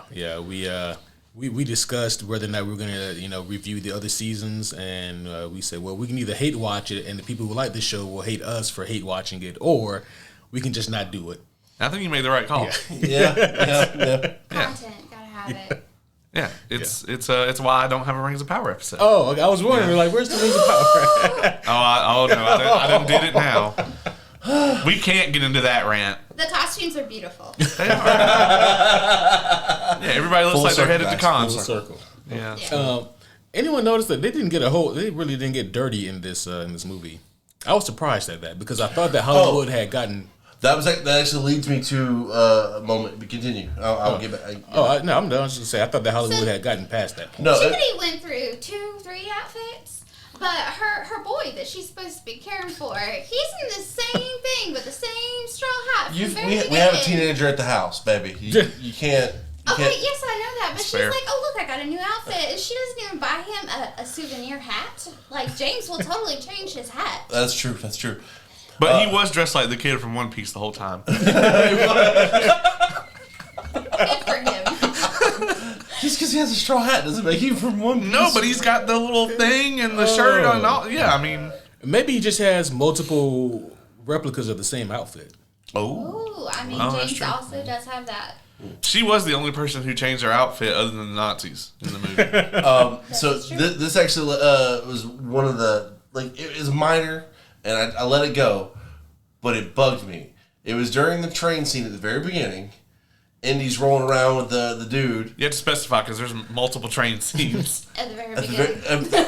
I'm referring to the one when it's like towards the end of the scene where Young Indy. young Indy, he is rolling around with the main Nazi guy, and the Nazi dude shoves him into the tunnel roof. Oh, yeah, yeah. How the fuck did his leather jacket not get destroyed?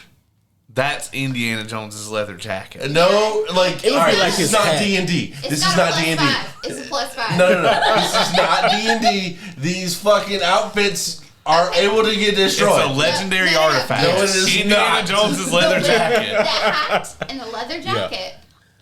Yeah, the hat hasn't taken any damage. Never, ever. The only And person, the only whip thing that is takes still damage just is as Indy. good. I'm sorry. Like, I just can't. No, like, from 80s movies, I expect it. From this movie, no. That hat is from like the 1910s. Just saying.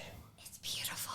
I also want to point out, since we're talking about the hat, there's one part in the movie where there's another dude that has on a fedora, and Indy knocks the shit out of him for no reason. He's like, I'm the only person here who can wear a fedora. Whack! Like, because like Indy gets up, and the dude's on the ground, and he's getting up, and Indy stops and just hits the shit out of him, and I was like, We're talking about the hat again. yeah, Uh, silly it hats was- only, motherfucker. It was before. It was they were escorting Indy into the plane.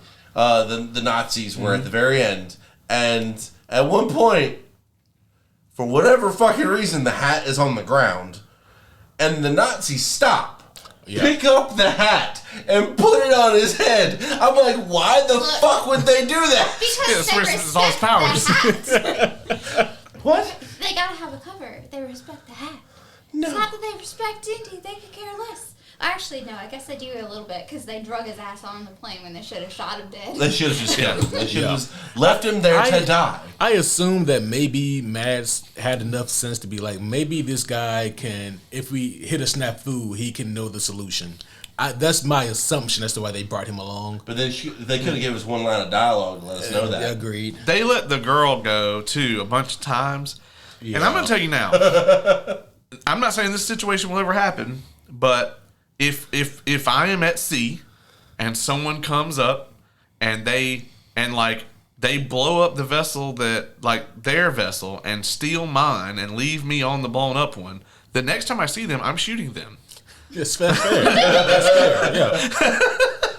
Yeah. It's reasonable. Yeah, Very reasonable. I think so. Like you know, I could see where he was like trying to reason with her before that, but after the stick of dynamite thing, it's like no. Yeah, after the stick of dynamite, I'm sorry, bitch getting shot.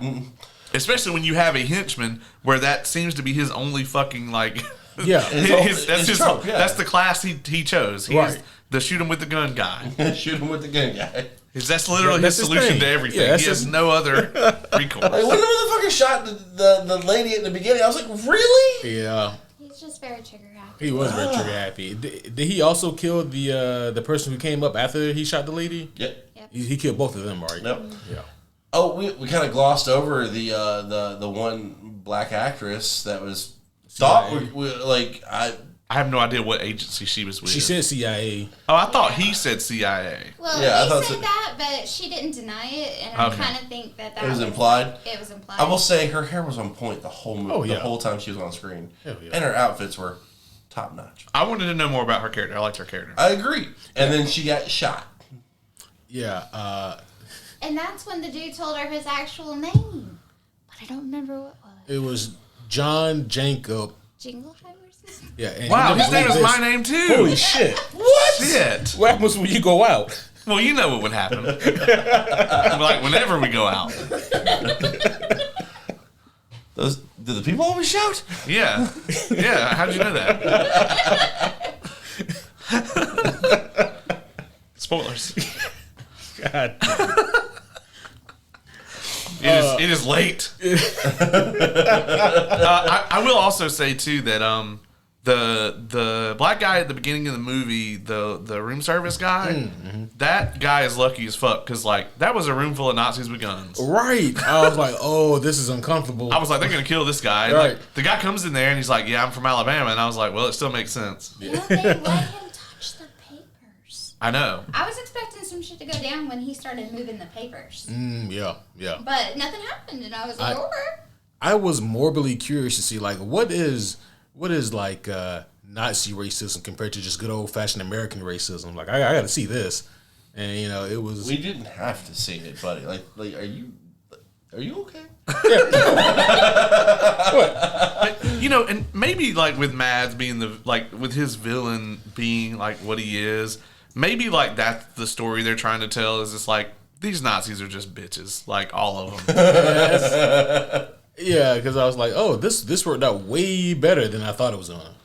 Because when it came down to it, like his character was woefully unprepared for the shit that actually happened, and I did like how he went out. Like I did like how the plane crashed and like they just all fucking died, and it wasn't this whole he comes fucking Terminator crawling out of the fucking wreckage with like half his face burned off, Gustavo Fringing his way through ancient fucking Greece. And then here comes dude like, ooh, I got this watch now. Yeah. I mean, if we're being honest, like those ancient people, they still have a lot of shit they shouldn't.